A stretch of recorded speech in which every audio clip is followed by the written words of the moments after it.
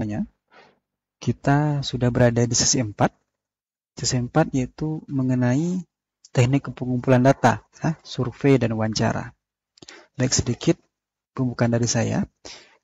Survei dan wawancara, ya. Nah, apa itu data? Jadi kita harus kembali lagi ya, apa itu data? Rekaman kejadian, ya. Bisa nggak survei ini kita rekam, kita simpan? Bisa ya. Wawancara? Bisa. Kita videokan bisa. Kita audiokan bisa. Audiovisual juga bisa. Oke. Survei itu apa? Apa bedanya dengan sensus? Ya, beda ya. Nah, itu yang kita bahas pada sesi ini. Kemudian wawancara. Nah, podcast itu wawancara nggak? Podcast. Ya. Nah, itulah pembuka dari sesi ini. Ya. Kemudian sedikit lagi. Nah, kita kan mengumpulkan data ya. Nah, data itu ada primer dan ada sekunder. Oke, baik. Pada sesi ini kita mengumpulkan data dengan cara apa? Cara primer ya. Kenapa primer? Ya, itu kan kita bahas. Yang jelas ada primer, ada sekunder. Oke.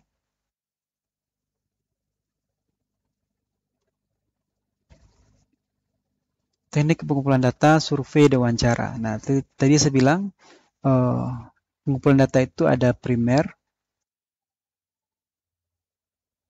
ada sekunder ya.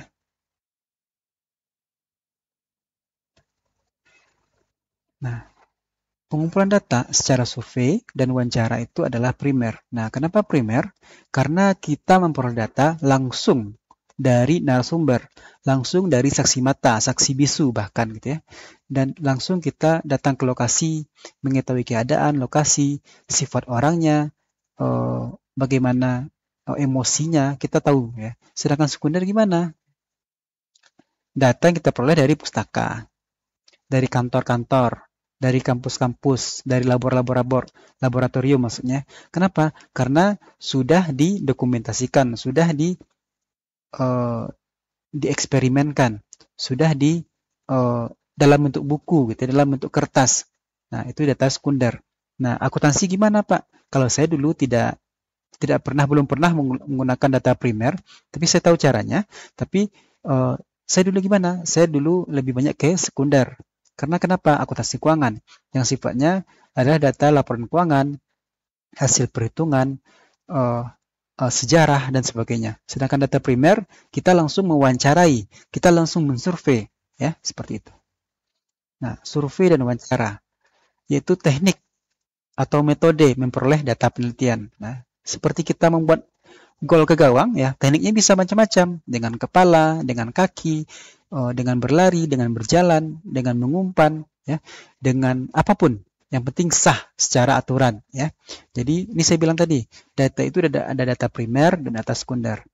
Nah, datang ke lokasi itu disebut dengan data primer. Datang ke narasumber langsung adalah data primer. Nah, bagaimana narasumbernya bukan kita datangi, tapi dia datang kepada kita. Seperti apa? Seperti podcast ya. Kita undang dia, ya. Seperti webinar, kita undang beliau, ya. Kemudian kenapa ini saya ajarkan terlebih dahulu? Karena datanya lebih orisinil, apa adanya, objektif, bukan subjektif, ya. Karena kita tahu emosi. Dia sedih, dia senang, kita tahu, gitu ya. Kemudian tingkat kepercayaan mendekati 100%. Kalau data sekunder, data yang kedua, tingkat kepercayaannya adalah 95%. Bisa jadi yang menginput ketiduran, bisa jadi yang mencatat ada bias, ya, ada error. Nah, makanya errornya 5% saja. Jadi kalau saya bilang error 5%, berarti tingkat kepercayaan 95%. Tapi kalau wawancara bisa mendekati 100%. Ya, wawancara seperti podcast sampai orang menangis, ya. Berarti ada emosinya yang kita tangkap. Ya, berarti orangnya jujur. Ada orang yang marah. Berarti ada sesuatu yang ingin disampaikannya, seperti itu. Nah, kemudian sebelum kita melakukan survei dan wawancara, kita harus memilih sampel yang bagus. Bagus itu seperti apa sih? Ya, tepat. Ya. Misalnya kita ingin mewawancarai atau mensurvei orang yang akan memilih Bapak Anies. Ini misal ya, atau Bapak Prabowo, atau Bapak Ganjar. Nah, yang kita pilih ini salah pilih. Siapa yang kita pilih? Anak-anak, gitu ya. Orang sakit di rumah sakit, gitu ya. Cocok nggak? Nggak cocok. Karena kenapa? Karena mereka bukanlah sampel yang tepat. Karena mereka bukan pemilih, ya. Karena mereka tidak memiliki KTP dan sebagainya. Kemudian dalam survei dan wawancara kita harus apa? Mengajukan pertanyaan. Kalau kita diam saja, mengamati saja, berarti kita bukan survei, ya. Kita bukan wawancara. Tapi ada nggak mengajukan survei tanpa mengajukan pertanyaan? Ya ada nantinya ya, nanti jelaskan. Tapi harus melewati proses-proses dulu gitu ya. Kemudian pertanyaan itu harus ada daftar pertanyaannya, tidak asal aja ya. Mulai dari yang terendah sampai yang tertinggi, dari yang terstruktur sampai yang tidak terstruktur. Terstruktur itu gimana? Ya berarti tanya dulu dari A sampai Z. Nah kalau tidak struktur gimana? Berarti kita tanya dari Z, dari B, kembali ke A, D, E dan sebagainya. Nah, berarti tidak terstruktur. Seperti terstruktur ini contoh ya. Kita pertama kali menanya kabar. Kemudian apa lagi? Menanya tempat tinggal. Tempat tinggal. Kemudian lahirnya di mana? Kerjanya di mana? Dan sampai apa tujuan dan maksud kita ya. Terstruktur.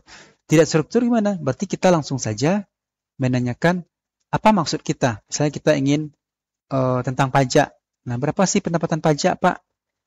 Tersinggung dong. Tapi kalau orangnya kita kenal nggak apa-apa, langsung aja ke pajak. Berarti dia nggak neko-neko, ya. Langsung pada tujuan.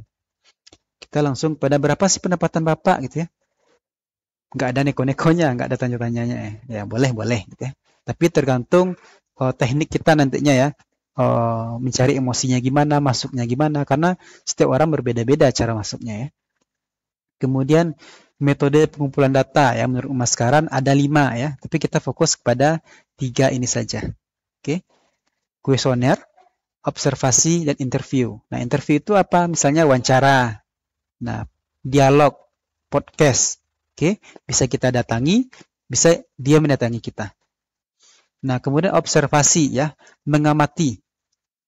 Survei dan sensus. Nah, sensus beda dengan survei. Oke. Sensus seperti sensus penduduk.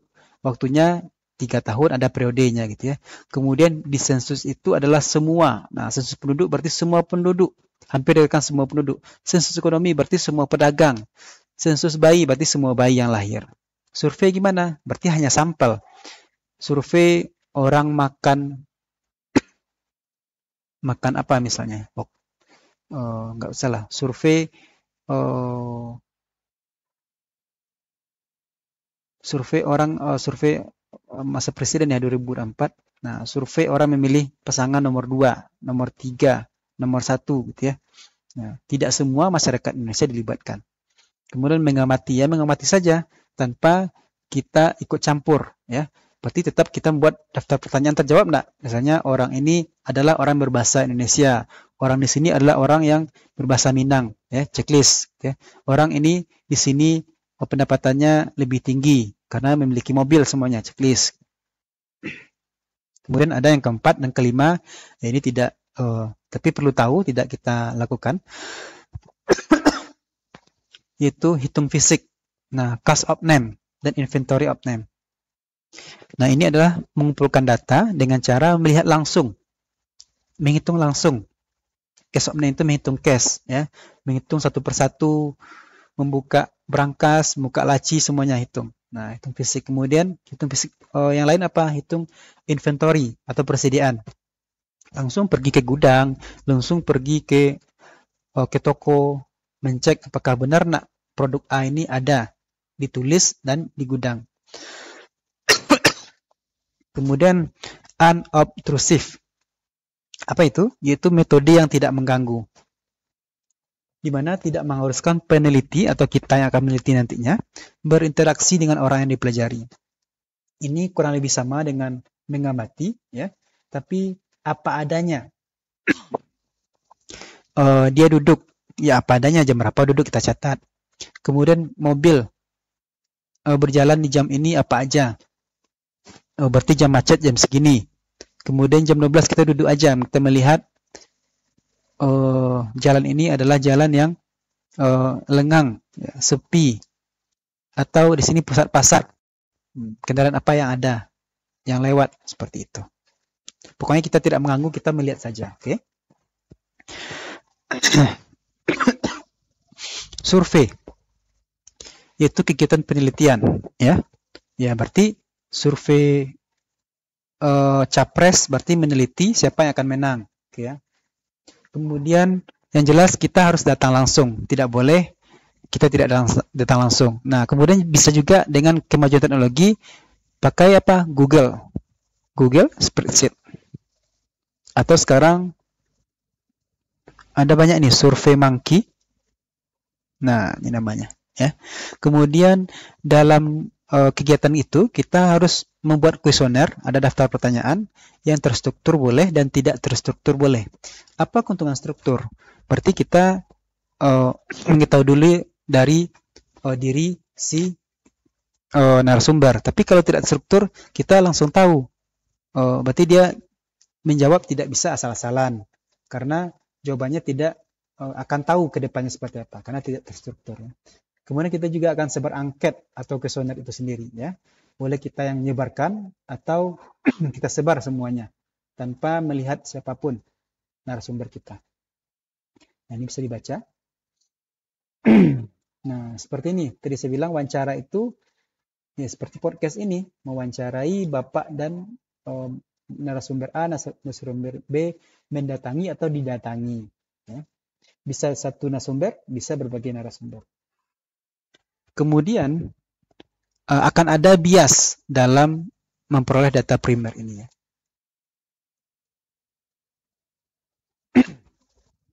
Apa itu bias? Itu jawaban tidak diisi. Ini kalau kuesioner, ya. Kalau wawancara gimana gitu, ya. Kemudian jawaban tidak kembali. Jadi kita sudah print, sudah pakai pos lagi gitu, ya, tapi tidak kembali. Ya tidak apa-apa. Karena itu hak orang, ya, jawab tidak menjawab, ya. Kecuali ada kewajiban di sana, ada sanksi di sana, pasti akan ada jawaban.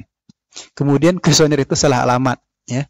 Kita ke A, ya. Ternyata tukang posnya atau bapak posnya ke B, alamatnya B gitu, ya. Kemudian jawaban sudah diisi tapi jawabannya asal-asalan, bahkan tidak sesuai yang kita inginkan. Berarti itu disebut dengan bias. Akibatnya apa, ya? Dari 4 ini penelitian kita tidak sesuai harapan, ya. Berarti kita harus mengulang lagi. Kemudian nanti akan ada di metode penelitian uji validitas, ya. Ketepatan sesuai topik nggak, ya. Berarti tidak sesuai uji valid, ya. Tidak sesuai uji reliabilitas. Berarti tidak konsisten jawaban satu, yang kedua asal-asalan. Jadi di reliable ini kita tahu asal-asalan, tidak diisi, kita tahu. Ada nggak ilmunya? Ada, ya. Menggunakan SPSS kita mengetahui dengan uji reliable, oh ini nggak cocok nih, ini nggak konsisten nih dari pertanyaan 1, kedua, ketiga, ya. Nah, solusinya apa? Berarti kita ulangi lagi sebar kuesioner. Berarti apa akibatnya? Ada biaya lagi, waktu habis, padahal kita mau tamat lagi nih. Sebulan lagi kita mau harus ujian, ya, tapi kita harus menyiapkan lagi, memprint lagi dan sebagainya. Nah, kemudian wawancara lagi gitu, ya. Wawancara itu pasti akan ada bias lagi, ya, karena responden tidak menjawab, mungkin karena emosional, mungkin dia ada berbohong. Nah, berarti ada penelitian tidak sesuai harapan kita, waktu lebih panjang lagi. Berarti kita harus mencari narasumber yang sesuai dengan keinginan kita, keinginan dengan penelitian kita, gitu, ya. Misalnya kita ingin meneliti tentang pajak, gitu, ya. Tapi dia tidak menjawab apa adanya, ya, karena pajak itu sifatnya rahasia, ya. Nah, itu kesulitan kalau primer, ya, rahasia. Kemudian tentang pendapatan lagi, ya, tentang laba. Nah, kebanyakan ini dirahasiakan, ditutup-tutupi. Ya, itu risiko kita. Berarti kita mencari solusi lainnya. Apa yang kita tanya selain pajak? Mungkin hartanya, atau mungkin mengenai pekerjaannya apa gitu, ya. Berarti kita sudah tahu nih, pekerjaan dokter berarti pajaknya segini. Pekerjaan arsitek pendapatannya segini. Nah, itu ya. Berarti kita harus mencari solusi sendiri gitu, ya. berkreasi sendiri. Nah, solusi agar tidak bias dalam wawancara tadi kan survei, nah sekarang fokus wawancara ya. Jadi menjaga sikap kita tentu ya, karena wawancara, jadi kita harus sopan ya. Kemudian tidak memihak. Apa yang kita inginkan sih tentang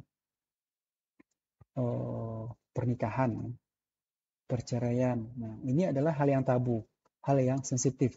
Berarti kita harus bertanya tidak memihak, menjawab tidak memihak, ya. Berkomentar pun tidak memihak. Dan jauhi topik-topik sara tentang agama, suku, agama, dan ras. Ya. Nah, itu saja untuk sesi ini.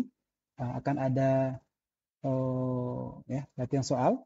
Silakan dikirim nanti di link. Ya.